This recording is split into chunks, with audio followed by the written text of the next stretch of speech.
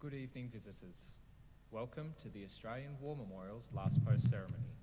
My name is Tristan Rallings, and joining us today from the Royal Australian Navy is Chief Petty Officer Darren Togler. We welcome the veterans who have served, those that are still serving, and the families that love and support them. We acknowledge the members of RSL and Services Clubs Association, RSL Victoria, and RSL Queensland who are watching the broadcast of the ceremony across Australia. During this evening's ceremony, wreaths will be laid at the base of the Pool of Reflection by visitors to the memorial. If you are able, please stand and join in singing the national anthem.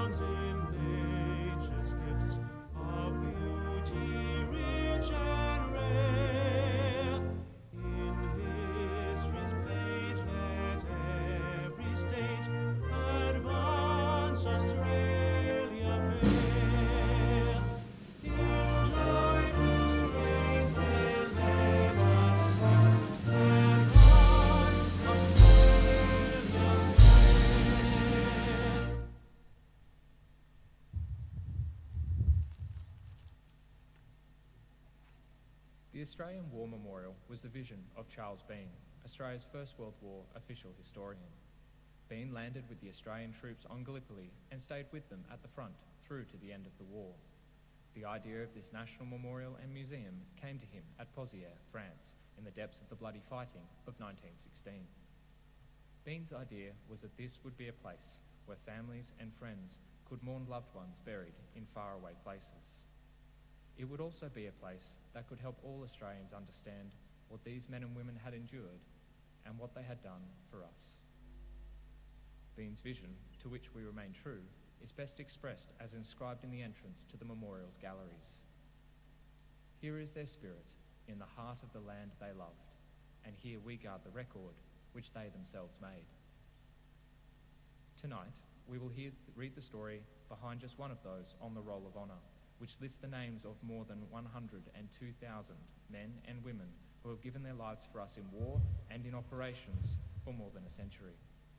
But first we present a lament, Flowers of the Forest. Wreaths or floral tributes will now be laid at the base of the Pool of Reflection.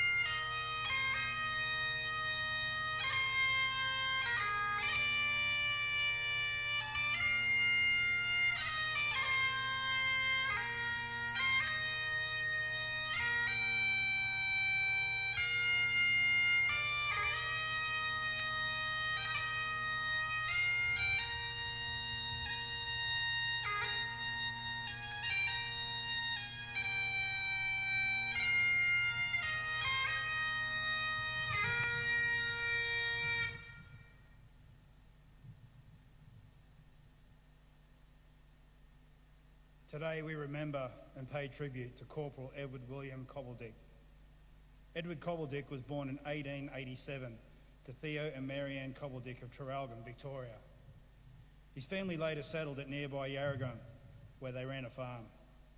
Little is known of Edward's early life or education. His mother was reportedly a kindly-natured woman who took a keen interest in her family. Edward, after finishing his education, went to work as a motor mechanic. He was a member of the Traralgon Town Band, and it was reported that there was not a man in the whole Commonwealth who filled the position of drum major better than he did. He was also the captain of the local rifle club and was known as a fine shot with the rifle and winner of many of the club's trophies. In 1910, Edward married Rachel Archibald, known as Ray, and they had 2 children, Enid and Stuart. Edward Cobbledick enlisted in the Australian Imperial Force in July 1915, just weeks after the long casualty list from the Gallipoli landings began to reach the Australian newspapers. He underwent a period of training in Australia before leaving for active service overseas on board the troop ship Ceramic in November 1915. Cobbledick was first sent to Egypt, where the evacuated troops from the Gallipoli Peninsula were arriving. During the months he was in Egypt, the AIF underwent a period of training and expansion, and in this process, Cobbledick was promoted to corporal. On the 26th of March 1916, he left the harbour at Alexandria bound for Marseille and the war on the Western Front. In late July 1916, the 6th Battalion took part in an operation that resulted in the capture of the French village of Pozières. Although initially in reserve, the 6th was drawn into the village as the front line advanced and helped to consolidate gains and hold new positions under some of the heaviest shell fire of the war to date. During this time, Edward Cobbledick was proving to be a responsible and capable soldier, and after his first experience of trench warfare, he was promoted to sergeant in the field. The 6th Battalion would return to Pozières for further operations a few weeks later. In November, after having spent some time near the Belgian border, the 6th Battalion returned to the Somme area. On the 11th of November 1916, they were in the front line near the village of Fleur, and a party had been sent forward to dig a jumping-off trench for a new attack. They soon encountered problems because it had been raining heavily and the whole battlefield was a quagmire. While the working party were in a forward trench in liquid mud up to their knees, they were discovered by a German patrol and bombed heavily. Unable to move anywhere quickly, the party suffered heavy casualties before they could withdraw. 2 days later, when the battalion moved back to bivouac at Fricourt, Sergeant Edward Cobbledick was caught drunk on duty. This was uncharacteristic for him and seems to have been the result of his experience at Fleur, or perhaps had even been building since Pozières. He pleaded guilty to the charge at the court-martial and lost his rank as punishment, being demoted to corporal. He and his mates from the battalion benefited from the 12 days in billets in Vignacourt as respite from their recent time in the trenches.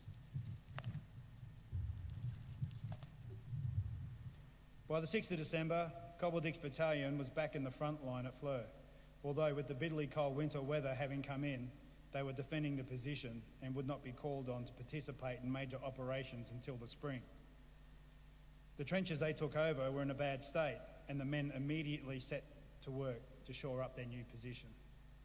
A few days later, a party was sent forward to occupy a recently deserted German gun pit. During the night, the position was put in a fairly strong state of defence, despite the shell fire the party was subjected to. Casualties were light, with just one man killed. That man was Corporal Edward Cobbledick. Even though a single casualty in an operation on the Western Front was considered a success, it was devastating to Edward's family. The local vicar, the Reverend Pay, had to deliver the news. Edward's wife, Ray, was visiting her sister, so the Reverend and Edward's father, Theo, drove out to tell her and bring her home.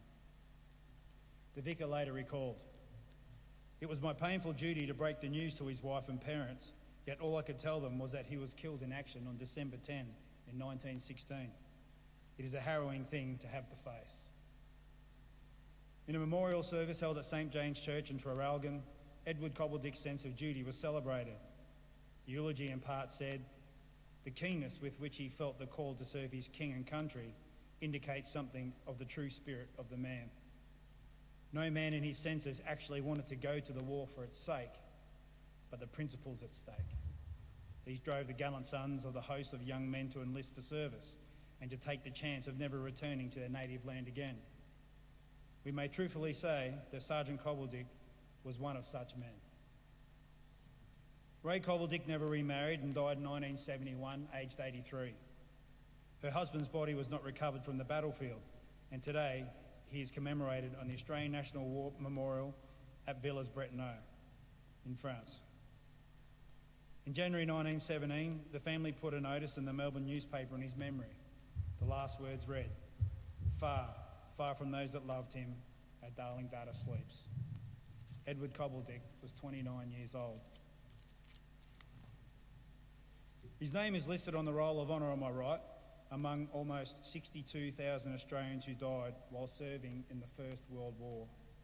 His photograph is displayed today beside the pool of reflection. This is but one of the many stories of service and sacrifice told here at the Australian War Memorial. We now remember Corporal Edward William Cobbledick, who gave his life for us, for our freedoms, and in the hope of a better world.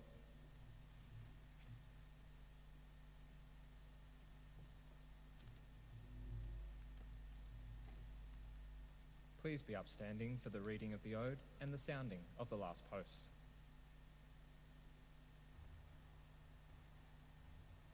They shall grow not old, as we that are left grow old. Age shall not weary them, nor the years condemn. At the going down of the sun and in the morning, we will remember them.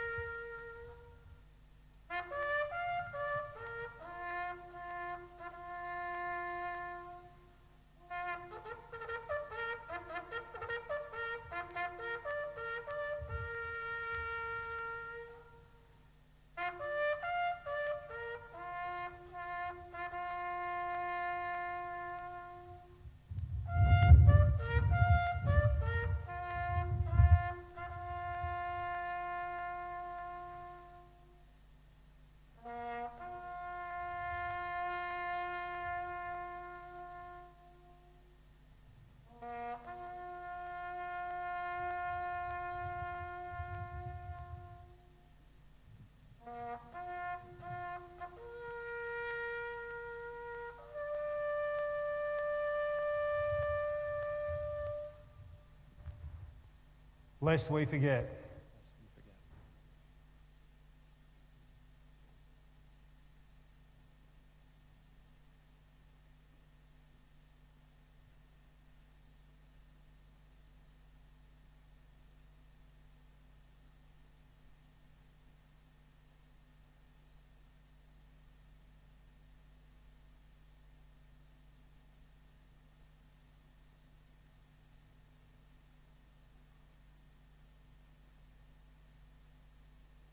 We leave you this evening with the words of the memorial's founder, Charles Bean. Many a man lying out there at Pozières or in the low scrub at Gallipoli, with his poor, tired senses barely working through the fever of his brain, has thought in his last moments, well, it's over. But in Australia, they will be proud of this. Ladies and gentlemen, girls and boys, that concludes the last post ceremony. We thank you for visiting the Australian War Memorial and wish you all a very good evening. Thank you.